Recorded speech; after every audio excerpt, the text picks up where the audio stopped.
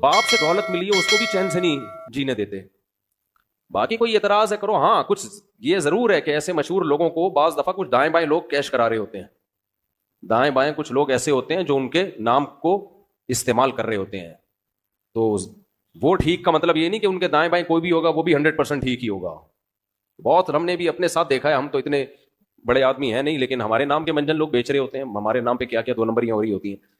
لیکن مولانا کو ہم ذاتی طور پہ جانتے ہیں, سخاوت کا دریا ہے, غریبوں کے لیے, مساکین کے لیے. اخلاق ان کے دیکھو یار, اتنا حوصلہ, اتنی برداشت میرے اندر تو نہیں ہے, صحیح بتا دو.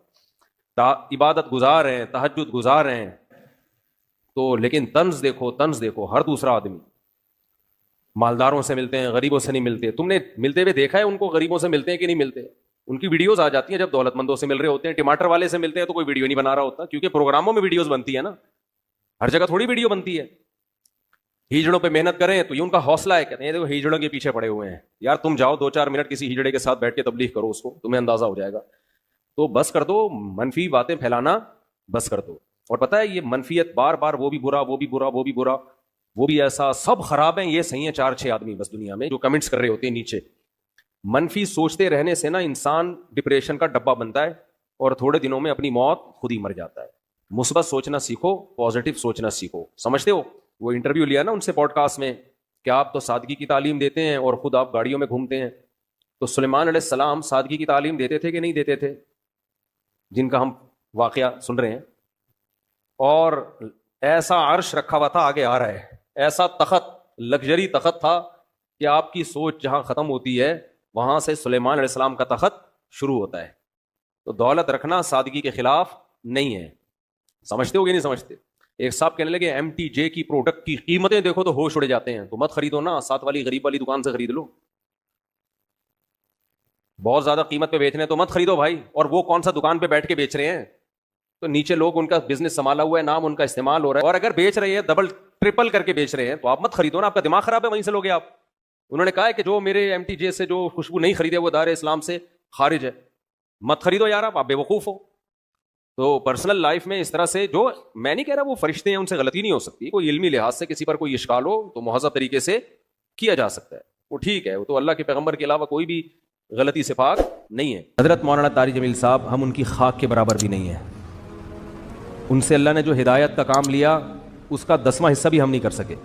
بہت بڑے بزرگ ہیں, لیکن کوئی کتنا بھی بڑا عالم ہو اس سے مسٹیک ہو سکتی ہے. حضرت سے یہ غلطی ہوئی ہے کہ انہوں نے ایک بھری محفل میں یہ بتایا کہ گاؤں میں ایک عورت کے 10 بچے تھے, تو میں نے اس عورت کو مشورہ دیا کہ آپریشن کر لو.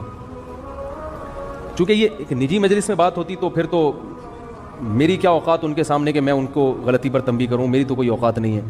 لیکن چونکہ ایک بھری محفل میں بات ہوئی ہے اور ان کی ایک بڑی ویلیو ہے, اہمیت ہے, بہت سے لوگ ان کے اس تبصرے سے, بہت سی عورتیں وہ مس گائیڈ ہو سکتی ہیں اور وہ آپریشن کرا سکتی ہیں کہ بچہ آئندہ نہ ہو. تو حضرت سے یہ خطا ہوئی ہے, اور ہر آدمی سے ہو سکتی ہے خطا.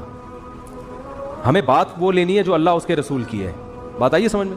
10 بچے بھی ہو جائیں, 20 بھی ہو جائیں, عورت آپریشن, حضرت نے جو یہ ان کو مشورہ دیا نا اس گاؤں کی عورت کو, یہ غلط مشورہ دیا. غلطی ہوتی ہے, مجھ سے بھی ہوتی ہے, میں بڑی بڑی مسٹیک کرتا ہوں, اور ہم سے تو زیادہ ہوتی ہے, ان سے کم ہوتی ہے, لیکن یہ بہت بڑی مسٹیک ہوئی ہے حضرت سے,